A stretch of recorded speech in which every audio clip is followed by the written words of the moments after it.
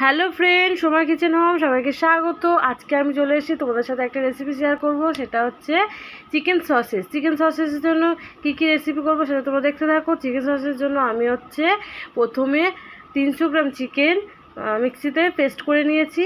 Bread রুটি আমি দুটো গুঁড়ো করে নেবো, আর ব্রেডের ধার অংশটা ব্রেড ক্রামস করবো। তাই ব্রেড রুটি আমি দুটো গুঁড়ো করে নিচ্ছি মিক্সিতে, দেখতে পাচ্ছ। যাই হোক, মিক্সিতে এটা গুঁড়ো হয়ে গেছে। তারপর ওই মিক্সিতে আমি একটা মাঝারি সাইজে পেঁয়াজ দেবো, দুটো কাঁচা লঙ্কাও দেব, আর একটা ডিম ফাটিয়ে দেব।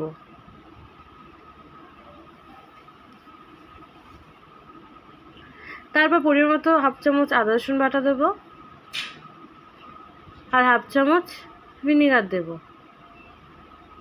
আর হাফ চামচ সোয়া সস দেব, হাফ চামচ টমেটো কেচাপ দেব। তাই ভুলে গেছিলাম, তারপর আমি ভাবলাম হাফ চামচ গোলমরিচ গুঁড়ো দিয়ে দিই। এবার আমি ব্রেড রুটি গুঁড়ো করেছিলাম, এটা আমি অল্প করে এটা দিয়ে দেবো, দিয়ে আমি এটা পেস্ট করব। তোমরা চাইলে এটা পুরো একসাথেই করতে পারো, আমি আলাদাভাবে করেছি। এবার এই যেটা আমার পেস্ট করেছি সেই পেস্টটা চিকেনেতে ঢেলে দেবো। তারপর আমার যে ব্রেড রুটি গুঁড়ো করেছিলাম সেই গুঁড়োটাও দিয়ে দেবো, আর অল্প পরিমাণ মতো নুন দেবো, দিয়ে ভালোভাবে মেখে নেবো। এবার একটু চিজ দেবো, চিজটা দিলে ভালো টেস্টি হবে, তার জন্য চিজটা দিলাম। এটা চিজটা অপশনাল, তোমরা দিতেও পারো নাও দিতে পারো। আর একটু বাটার দেবো, দিয়ে ভালোভাবে এটা মেখে নেব।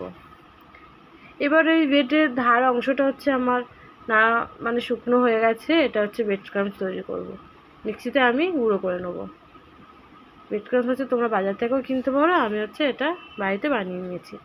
তাই এটা আমার হয়ে গেছে, আমি প্লেটে ঢেলে নিয়েছি। এবার একটা বাটিতে আমি ডিম ফাটিয়ে নেব। পরিমাণ মতো অল্প করে নুন দেবো, অল্প করে গোলমরিচ গুঁড়ো দেবো, দিয়ে ভালোভাবে চামচে নেড়ে নেবো।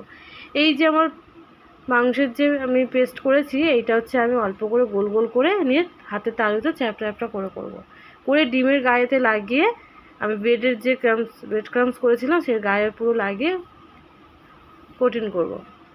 দেখতে পাচ্ছ আমি 4টে হয়ে গেছে। তারপর আমি গ্যাসে কড়াই বসিয়ে দিয়েছি, দিয়ে সাদা তেল অল্প করে দিয়ে দেবো, দিয়ে একটা করে আমি ভাজতে থাকবো। এটা গ্যাস কমিয়ে ভাজতে হবে। গ্যাস জোরে দিলে ভেতরটা কাঁচা থাকবে, কিন্তু বাইরেরটা হয়ে যাবে। ওই জন্য এটা গ্যাস কমিয়ে ভাজতে হবে।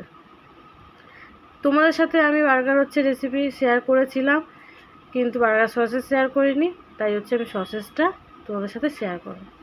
ভালো লাগলে প্লিজ আমাকে লাইক করো, কমেন্ট করো, শেয়ার করো।